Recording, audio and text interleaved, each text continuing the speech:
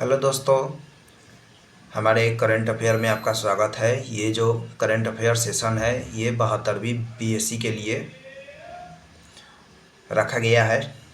इसमें बिना देरी किए हम शुरू करते हैं। पहला है जल जीवन मिशन 2.0। अभी अभी जल जीवन मिशन 2.0 के विस्तार तथा उसके पुनर्गठन को मंजूरी दी गई है। इस वजह से यह चर्चा में है। अभी अभी जल जीवन मिशन 2.0 का पुनर्गठन किया गया है जो ये चर्चा में बना हुआ है। भारत के प्रधानमंत्री नरेंद्र मोदी की अध्यक्षता में भारत का केंद्रीय मंत्रिमंडल ने जल जीवन मिशन 2.0 को विस्तार करने का तथा पुनर्गठन करने की मंजूरी दी है। जल जीवन मिशन का एक नया चरण है तथा इसको दिसंबर 2028 तक विस्तार करने की मंजूरी दी गई है। जल जीवन मिशन जो है अभी अभी चर्चा में बना हुआ है क्योंकि अभी नरेंद्र मोदी हमारे प्रधानमंत्री जी के अध्यक्षता में केंद्रीय मंत्रिमंडल ने बैठकर इसके पुनर्गठन की मंजूरी दी है और दिसंबर 2028 तक विस्तार करने की मंजूरी दी गई है। इस मिशन से लगभग 19.36 करोड़ ग्रामीण परिवारों को मदद मिलने तथा लाभ मिलने की संभावना बताई गई है। इस मिशन के तहत जल जीवन मिशन 2.0 के तहत 19.36 करोड़ ग्रामीण परिवार को मदद मिलने की संभावना बताई गई है। सामुदायिक स्वामित्व को मजबूत करने के लिए ग्रामीण पंचायत तथा ग्राम जल और स्वच्छता समिति को जल योजना के संचालन और हस्तांतरण की प्रक्रिया में शामिल किया जाना है। जल जीवन मिशन को वर्ष 2019 में शुरू किया गया था। अभी जो शुरू किया गया है वो जल जीवन मिशन 2.0 है। तो जल जीवन मिशन शुरू हुआ था 2019 में शुरू हुआ था ताकि ग्रामीण परिवार को शुद्ध जल की आपूर्ति हो सके। जल जीवन मिशन जल शक्ति मंत्रालय के अंतर्गत आता है। केंद्रीय मंत्रालय है जल शक्ति मंत्रालय, उसी के अधीन ये जल जीवन मिशन आता है। नेक्स्ट टॉपिक है बिहार में सेमीकंडक्टर पॉलिसी 2026 को जारी किया गया है। तो ये हम देखेंगे सेमीकंडक्टर पॉलिसी 2026 क्या है। अभी अभी बिहार सरकार ने अपने राज्य में औद्योगिकरण को बढ़ावा देने के लिए बिहार में सेमीकंडक्टर पॉलिसी 2026 जारी किया है। सेमीकंडक्टर पॉलिसी 2026 अभी अभी बिहार सरकार के द्वारा जारी किया गया है क्योंकि बिहार राज्य में औद्योगिकरण को बढ़ावा दिया जा सके। इस पॉलिसी को जारी करने के पीछे बिहार सरकार की रणनीति जो है बिहार में निवेश को आकर्षित करना तथा बिहार में रोजगार के अवसर को बढ़ाना, ये उसके पीछे रणनीति है बिहार सरकार का कि बिहार में निवेशक आए और बिहार में रोजगार का अवसर बढ़े। इसलिए सेमीकंडक्टर पॉलिसी 2026 बिहार सरकार के द्वारा लाया गया। बिहार सरकार बिहार को इलेक्ट्रॉनिक विनिर्माण राज्य के रूप में विकसित करना चाहती है तथा बिहार को भारत के पूर्वी क्षेत्र में एक प्रमुख औद्योगिक केंद्र के रूप में स्थापित करना चाहती है। बिहार सरकार बिहार को इलेक्ट्रॉनिक विनिर्माण राज्य के रूप में विकसित करना चाहती है और बिहार को भारत के पूर्वी क्षेत्र में एक प्रमुख औद्योगिक केंद्र के रूप में स्थापित करना चाहती है। सेमीकंडक्टर पॉलिसी बिहार सरकार के 7 निश्चय योजना के अनुरूप है। सेमीकंडक्टर पॉलिसी जो है बिहार के 7 निश्चय योजना के अनुरूप है तथा यह बिहार को समृद्ध उद्योग राज्य के रूप में विकसित करने में महत्वपूर्ण भूमिका निभा सकता है। बिहार को समृद्ध उद्योग राज्य के रूप में विकसित करने के महत्वपूर्ण भूमिका निभा सकता है। इस नीति को लागू करने तथा इसके क्रियान्वयन की निगरानी करने हेतु बिहार सेमीकंडक्टर मिशन का गठन किया गया है। बिहार सेमीकंडक्टर मिशन का गठन क्यों किया गया है? क्योंकि बिहार में औद्योगिकरण को बढ़ावा दिया जा सके और बिहार में रोजगार का अवसर बढ़ाया जा सके। ये जो सेमीकंडक्टर पॉलिसी है बिहार सरकार के 7 निश्चय योजना के अनुरूप है और इस नीति को लागू करने और इसको क्रियान्वयन करने की निगरानी जो है बिहार सेमीकंडक्टर मिशन का गठन किया गया है। अगला जो टॉपिक है, गया में टूरिस्ट के लिए सिंगल विंडो सिस्टम बनाया गया है। बिहार के गया जिले में गया और बोध गया में टूरिस्ट गतिविधि को और अच्छा बनाने के लिए बिहार सरकार ने सिंगल विंडो सिस्टम शुरू किया है। सिंगल विंडो सिस्टम जो शुरू किया गया है वो बिहार के गया में और बोध गया में टूरिस्ट गतिविधि को बढ़ावा मिले, उनके लिए अच्छा सुविधा हो, उसके लिए सिंगल विंडो सिस्टम शुरू किया गया है।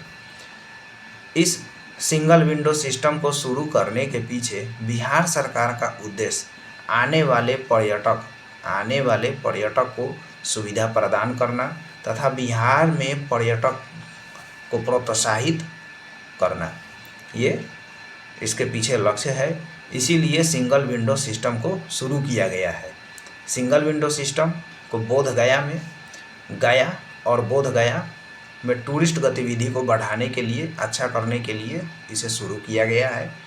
इसके पीछे बिहार सरकार का उद्देश्य है कि पर्यटक को सुविधा प्रदान किया जाए और बिहार में पर्यटक को प्रोत्साहित किया जाए। यह सिंगल विंडो सिस्टम केंद्र के पर्यटन से जुड़ा अभी अनुमोदन, जानकारी और मंजूरी को एक ही स्थान पर उपलब्ध करता है। इस कारण सरकारी तंत्र में देरी कम होता है तथा विभाग का आपसी सहयोग बना रहता है। सिंगल विंडो सिस्टम केंद्र के पर्यटन से जुड़ा हुआ है और ये पर्यटन से जुड़ा सभी अनुमोदन, जानकारी और मंजूरी को एक ही स्थान पर उपलब्ध कराता है। इसीलिए ये सिंगल विंडो सिस्टम ये बनाया गया है। इस योजना को शुरू करने के पीछे बिहार सरकार का उद्देश्य है बिहार में पर्यटन क्षेत्र में व्यवसाय को सरल बनाना और व्यवसाय को पर्यटन के व्यवसाय में बदलना। बिहार सरकार का उद्देश्य है इस योजना के पीछे कि पर्यटन क्षेत्र में व्यवसाय को सरल बनाना और व्यवसाय को पर्यटन व्यवसाय में बदलना। इसके तहत गया के प्रमुख धार्मिक और सांस्कृतिक पर्यटक स्थलों पर जोर दिया गया है, जिसमें शामिल है बोध गया, महाबोधि मंदिर गलियारा और विष्णुपद मंदिर। इसके तहत 3 पर्यटक स्थल को शामिल किया गया है, बोध गया, महाबोधि मंदिर गलियारा और विष्णुपद मंदिर। इसका उद्देश्य है कि धार्मिक और सांस्कृतिक पर्यटक स्थलों पर जोर दिया जाएगा। इससे बिहार में स्थानीय रोजगार का सृजन होगा तथा लघु छोटे व्यवसायों को प्रोत्साहन मिलेगा, यानी सूक्ष्म व्यवसाय को मजबूती मिलने की संभावना है, जिससे बिहार की अर्थव्यवस्था और भी बेहतर होगा। इसीलिए इस मिशन को लाया गया है। जैसे कि हम लोग जानते हैं कि बिहार सरकार ने गया जिले का नाम बदल के गया जी कर दिया है। ये आप लोग याद रखिएगा, गया जी जो है ये नाम बदल दिया गया है गया का और गया जी कर दिया गया है, तो ये आप याद रखिएगा। गया जिला जो है ये फल्गु नदी के तट पर स्थित है। प्राचीन काल में ये मगध साम्राज्य में आता था। गया एक हिंदू तीर्थ स्थल है जहाँ पितृपक्ष त्यौहार मनाया जाता है। गया जिले में ही बोध गया स्थित है, जहाँ पर बोधि वृक्ष के नीचे गौतम बुद्ध जी को ज्ञान प्राप्ति हुई थी, वो गया जिले में ही है। इसी कारण यह विश्व में सबसे प्रसिद्ध बौद्ध तीर्थ स्थल में से एक है। गया शहर 4 पहाड़ियों से घिरा हुआ है और ये जो पहाड़ी हैं मंगला गौरी, श्रृंग स्थान, ब्रह्मयोनि और रामशिला, ये 4 पहाड़ियों से घिरा हुआ शहर है। फल्गु नदी गया के पूरब दिशा में, पूरब में है, गया के पूरब में बहती है और यह एक मानसून नदी है। यह नदी मानसून के समय ही भरी रहती है, बाद बाकी ये नदी का तल जो है सूखा पाया जाता है, लेकिन तल में जो है गाद के नीचे पानी मिल सकता है। बिहार के बोध गया मंदिर तथा बोधि मंदिर, महाबोधि मंदिर को वर्ष 2002 में यूनेस्को द्वारा विश्व धरोहर स्थल के रूप में शामिल किया गया था। तो बोध गया मंदिर जो है महाबोधि मंदिर, उसको 2002 में यूनेस्को के द्वारा विश्व धरोहर में शामिल किया गया था। आप लोग याद रखिएगा इसको। अगला टॉपिक जो है संगम कुमार साहू पटना हाई कोर्ट के मुख्य न्यायाधीश बने हैं। इनके बारे में हम देख लेते हैं। माननीय न्यायमूर्ति संगम कुमार साहू ने 7 जनवरी 2026 को पटना के उच्च न्यायालय के 47वें, कितने नंबर के 47वें मुख्य न्यायाधीश के रूप में शपथ लिया है। इससे पूर्व वे उड़ीसा के उच्च न्यायालय के न्यायाधीश रह चुके थे। इन्होंने न्यायमूर्ति पवन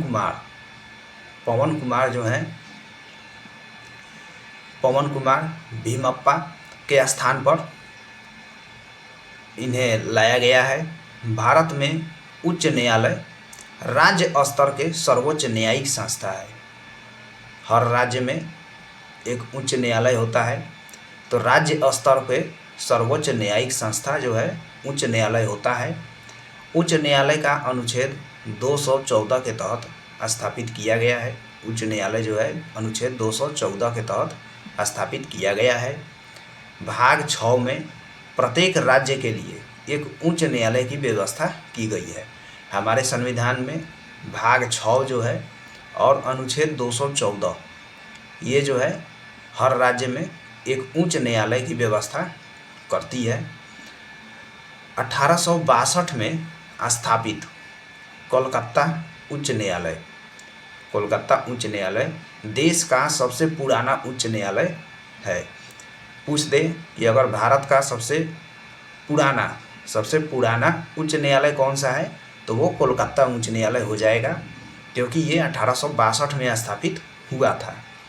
संविधान के अनुच्छेद 219, ये अनुच्छेद याद रखिएगा, संविधान के अनुच्छेद 219 के अनुसार उच्च न्यायालय के मुख्य न्यायाधीश को शपथ संबंधित राज्य के राज्यपाल के द्वारा दिलाया जाता है।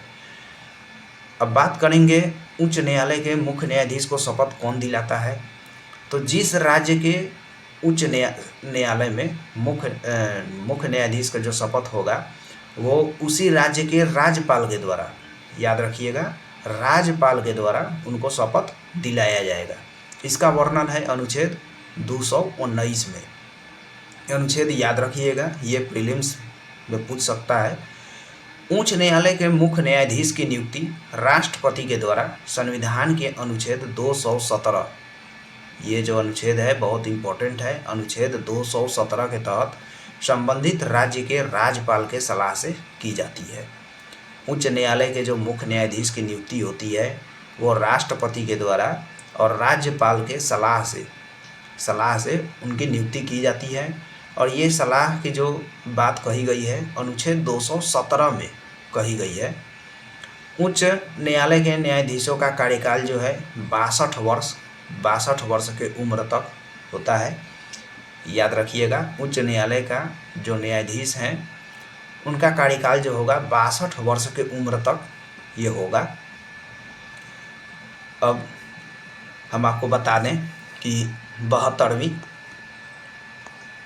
72वीं बीपीएससी जो है उसके करंट अफेयर हम लेकर के आए हैं, जो प्रीलिम्स में आपको बहुत मदद करेगा। प्रीलिम्स में करंट अफेयर की जो वेटेज है लगभग 30 से 35 क्वेश्चन होता है। तो ये करंट अफेयर बहुत इम्पोर्टेंट रोल निभाता है, क्योंकि जीके जीएस जो है, जीके जीएस ये सभी बच्चे पढ़ते हैं, करंट अफेयर बहुत कम लोग पढ़ते हैं। तो करंट अफेयर में जो व्यक्ति स्कोर करता है उसी का रिजल्ट होता है। तो ये आप करंट अफेयर की तैयारी जो है आप पूरे अच्छे से कीजिए। हम 72वीं बीपीएससी के लिए करंट अफेयर लेकर के आए हैं। आप हमारे चैनल को सब्सक्राइब कर लीजिए और बने रहिए हमारे चैनल पे। करंट अफेयर पूरा आपको प्रोवाइड कराया जाएगा। बहुत बहुत धन्यवाद दोस्तों आप लोगों का।